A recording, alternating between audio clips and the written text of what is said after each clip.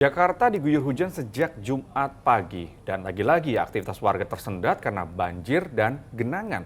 Tapi apa sebenarnya yang sudah dilakukan oleh pemerintah Provinsi DKI Jakarta agar banjir ini tidak lagi menjadi langganan bagi warga Jakarta? Selengkapnya di diskusi.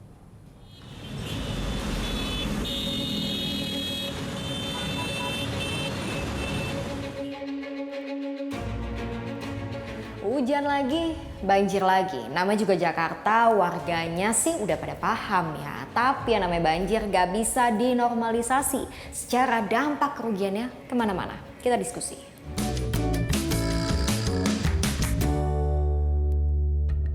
Jumat pagi, kebayang gak ada yang mau sekolah, ada yang mau berangkat kerja. Ada genangan banjir. Data BPBD DKI bahkan mencatat ada sedikitnya 4 RT di Jakarta dan 23 ruas jalan yang tergenang banjir. Ini dia diantaranya. Di Taman Palem, Cengkareng, Jakarta Barat, banjir setinggi 30-40 cm menggenang. Di Kelapa Gading, Jakarta Utara, genangan juga menutup sejumlah ruas jalan meski masih bisa dilintasi sebagian kendaraan. Di perempatan Cakung, Jakarta Timur, lalu lintasnya juga jadi kusut semraut imbas adanya genangan. Semua berebut untuk jalan untuk sampai ke tujuan. Akses jalan di Kamal Raya Kalideres juga terendam banjir setengah meter sampai 1 meter. Sepeda motor yang nekat melintas mogok. Banjir juga sampai ke permukiman warga. Kawasan langganan banjir permukiman di Rawa Indah, Pegangsan 2, Kelapa Gading. Ketinggiannya hampir mencapai setengah meter. Pertanyaannya, sejauh ini apa saja upaya yang sudah dilakukan oleh Pemprov DKI Jakarta untuk mengatasi banjir? Kami sudah mencoba menghubungi PJ Gubernur DKI Jakarta, tapi hingga saat ini masih belum ada tanggapan. Namun beberapa hari sebelumnya, Heru Budi Hartono sempat menyatakan hal ini.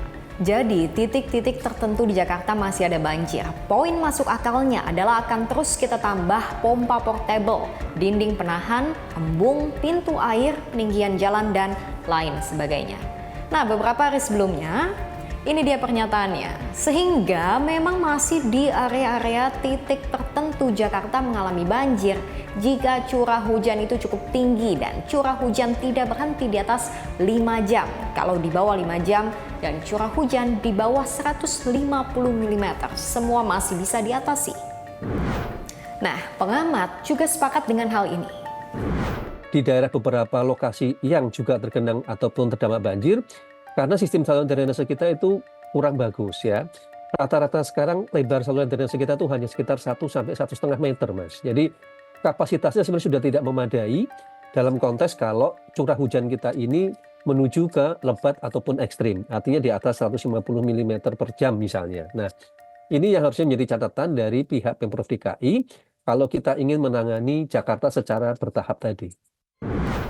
Banjir di Jakarta berdasarkan penyebabnya bisa dibedakan menjadi 3. Banjir kiriman, banjir akibat luapan sungai. Banjir hujan lokal, banjir akibat curah hujan tinggi dan drainase yang tidak maksimal. Serta banjir rob, banjir akibat naiknya permukaan air laut. Nah, beda jenisnya, beda juga penanganannya. Kalau tidak tepat sasaran, ini catatan pengamat.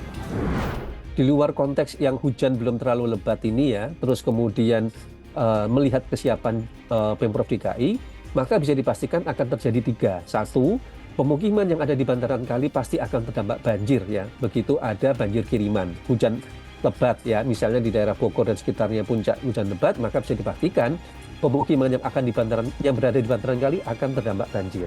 Kedua, selama tidak ada perbaikan rehabilitasi saluran drainase, maka daerah-daerah yang berada di cekungan, kemudian lokasinya itu jauh dari sungai tapi banjir, bisa dipastikan akan terdampak banjir lagi. Yang ketiga, selama pemukiman di daerah Pantura tidak segera dibenahi juga, maka banjirop akan terjadi. Tahun 2024, penanganan banjir termasuk dalam 6 program prioritas Pemprov DKI Jakarta. Anggaran yang digelontorkan adalah sebesar 2,89 triliun rupiah. Banjir Jakarta, masalahnya satu, tapi penyebabnya kompleks. Itu dia, kenapa penanganannya nggak bisa cuma mengandalkan satu pihak alias pemerintah aja. Kita sebagai masyarakat juga bisa ikut andil melakukan bagian kita. Nggak buang sampah ke kali, nggak nutup area hijau, nggak memperlebar permukiman ke bantaran sungai. Bisa nggak ya suatu hari nanti Jakarta nggak banjir lagi? Lanjut diskusi di kolom komentar.